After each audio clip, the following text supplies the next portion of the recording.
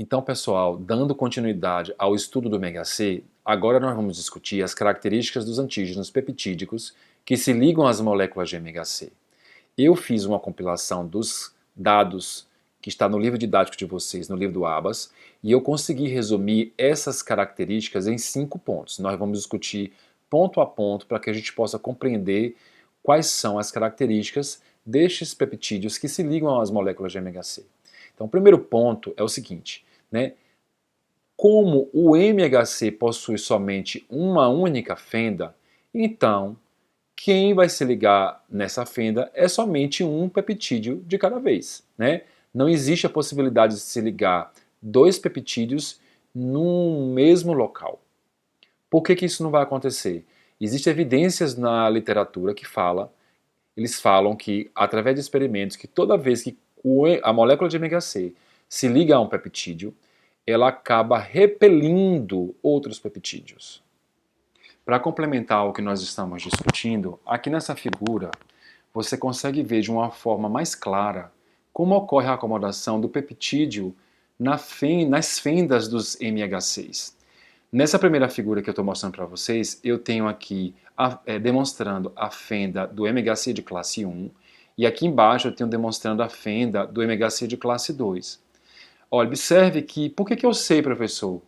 Por que o senhor sabe que aqui é a fenda do MHC de classe 1? Olha aqui o segmento alfa, né? Ó, segmento alfa 1 e alfa 2 formam a fenda do MHC de classe 1. E os segmentos alfa 1 e beta 1 formam a fenda do MHC de classe 2.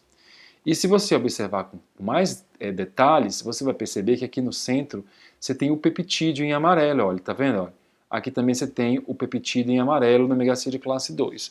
Uma coisa interessante de se observar, como nós já discutimos em vídeos anteriores ou tópicos anteriores, o peptídeo que é acomodado na fenda do MHC de classe 1 é um peptídeo menor. Reparem que aqui o peptídeo é pequeno, vai até a região do assoalho da fenda, tá vendo? Ó. Já aqui na figura abaixo, você consegue ver que o peptídeo é um pouco maior, né?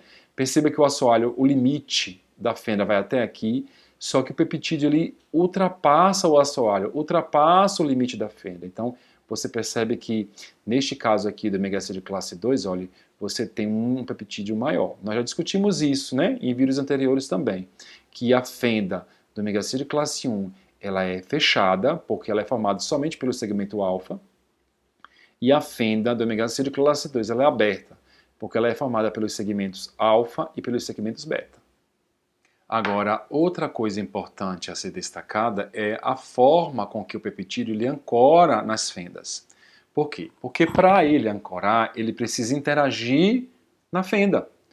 A literatura, a bibliografia fala que resíduos dos aminoácidos, eles encaixam, vamos dizer assim, entre aspas, né? Eles encaixam em bolsões formados no assoalho das fendas do MHC. Aí a pergunta é o seguinte, professor, o que é um resíduo de um aminoácido? Eu coloquei os exemplos aqui embaixo para que você possa entender isso. Olha, trouxe o exemplo da valina e da lisina. A valina e a lisina, percebam que elas têm essa estrutura aqui, elas são semelhantes, olha. Nós chamamos de fórmula geral do aminoácido, tá vendo? Olha, essa estrutura é semelhante. Ela possui a valina, olha, grupo carboxil, lisina, grupo carboxil. A valina possui grupamento amino, lisina, grupamento amino, tá vendo? Então a fórmula geral dos aminoácidos são iguais. Mas essa parte aqui de baixo, olha, essa parte aqui de baixo, que nós chamamos de radical, que é o resíduo, a parte que vai interagir com o suco, o bolsão do assoalho da fenda, é diferente. A valina, por exemplo, tem uma estrutura formada só por carbono e hidrogênio. A lisina, por exemplo, tem carbono, hidrogênio e nitrogênio. Vocês percebem? Então esse aminoácido é diferente desse por conta do radical, por conta dessa estrutura aqui que diferencia esse aminoácido valina do aminoácido lisina. Então essa região aqui é que vai interagir na fenda, nos bolsos, que fica no assoalho da fenda, tá? E que tipo de interação que se forma aqui? Olha, a literatura fala que existem vários tipos de interação, isso depende muito do tipo de aminoácido, tá? Então, por exemplo, nós temos aminoácidos que são hidrofóbicos, aqueles que possuem o radical somente formado por carbono e hidrogênio, e eles vão fazer o quê? Uma interação hidrofóbica nos bolsões da fenda. E existem aminoácidos, por exemplo, que têm características básicas. Por exemplo, a lisina é um aminoácido que tem características básicas. Não vou entrar na questão química aqui, porque não é o objetivo da aula, tá? Mas a lisina ela tem características básicas. Então, ela vai formar, ela vai interagir nos bolsões que possam interagir com o radical com características básicas, né? Além dessas interações, você pode também ter interações de radicais que formam ligações de hidrogênio, que formam interações eletrostáticas, né? E que também formam interações que nós chamamos lá na química orgânica de interações de Van der Waals ou Van der Waals, né? Então, concluindo o nosso raciocínio, os aminoácidos eles vão interagir de forma química mesmo na fenda, nesses bolsões. E caso a interação não seja compatível, o aminoácido não vai se ligar na fenda. Vocês entendem isso? Vocês conseguem entender? Então essa parte aqui do aminoácido, ó, essa parte aqui desses aminoácidos, que é essa região que está mostrando aqui na figura, ó, eles vão interagir nessas bolsas que estão aqui dentro das fendas, né? Tanto da classe 1 quanto da classe 2. Se essa interação não for compatível, quimicamente falando, o peptídeo ele não vai não vai interagir e se ligar à fenda de ligação, né? Tanto da classe 1 quanto da classe 2. Um outro ponto importante a ser discutido aqui é que a literatura fala que os seres humanos eles possuem apenas alguns tipos diferentes de receptores de MHC. A literatura fala que o MHC de classe 1 nós só possuímos 6 tipos diferentes de MHC de classe 1 e possuímos 8 tipos, ou um pouco mais, de MHC de classe 2.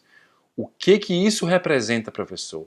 Isso quer dizer que cada receptor de MHC ele pode se ligar a mais de um tipo de antígeno peptídico, o que não acontece com o receptor de célula T.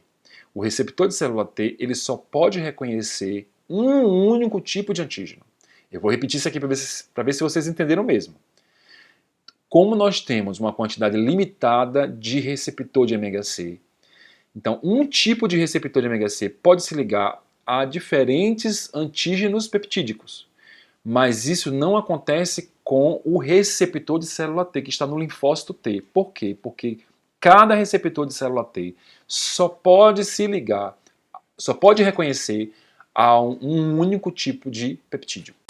Bom, o ponto 2 diz que os peptídeos que se associam ao MHC, eles possuem as mesmas características estruturais, como, por exemplo, o tamanho do peptídeo. Eu não sei se vocês lembram, mas no vídeo anterior eu discuti com vocês que a fenda do MHC de classe 1 ela é fechada e a fenda do MHC de classe 2 ela é aberta. Por que a fenda do MHC de classe 1 ela é fechada, professor? Isso acontece porque a fenda do MHC de classe 1 ela é formada somente pelo segmento alfa.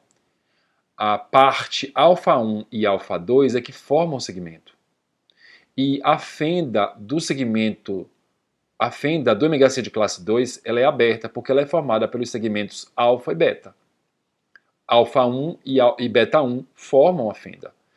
Por ser fechada, o MHC de classe 1 só pode acomodar peptídeos menores, entre 8 a 11 aminoácidos. Então, os peptídeos com tamanhos maiores do que isso, eles não são capazes de se ligar à fenda do MHC de classe 1.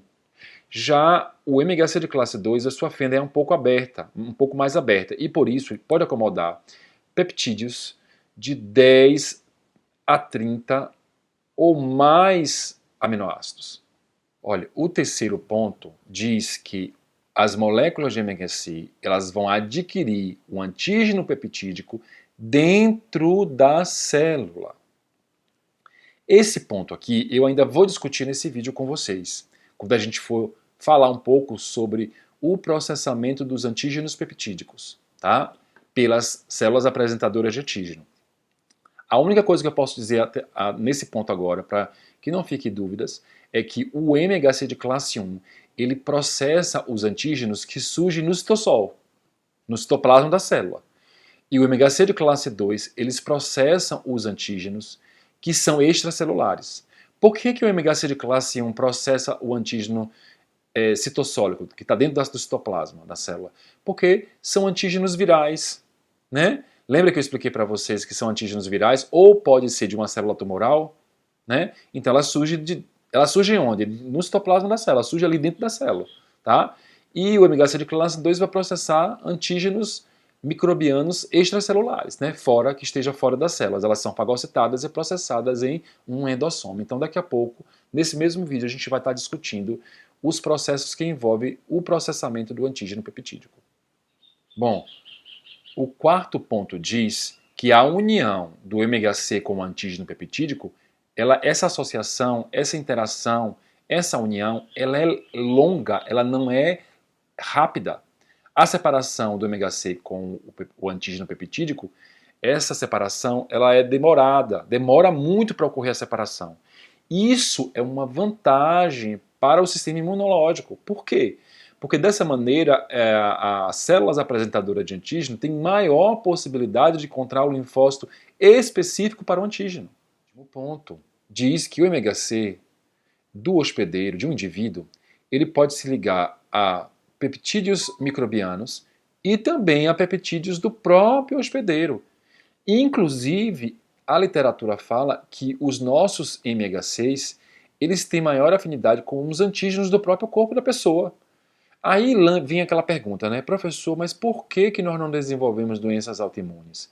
Eu discuti isso com vocês no tópico 2. Eu falei assim, olha, lá no timo, lembra do órgão timo, órgão linfóide primário, ou gerador, o timo, existe lá um mecanismo de controle em que impede com que os linfócitos T, que possuem receptores antigênicos para antígenos do próprio corpo, sejam liberados do timo. Então, toda vez que aparece um linfócito T lá no timo, durante o processo de maturação, com um receptor de célula T para antígenos do próprio corpo, esse linfócito ele é destruído. Por isso que nós não desenvolvemos doenças autoimunes.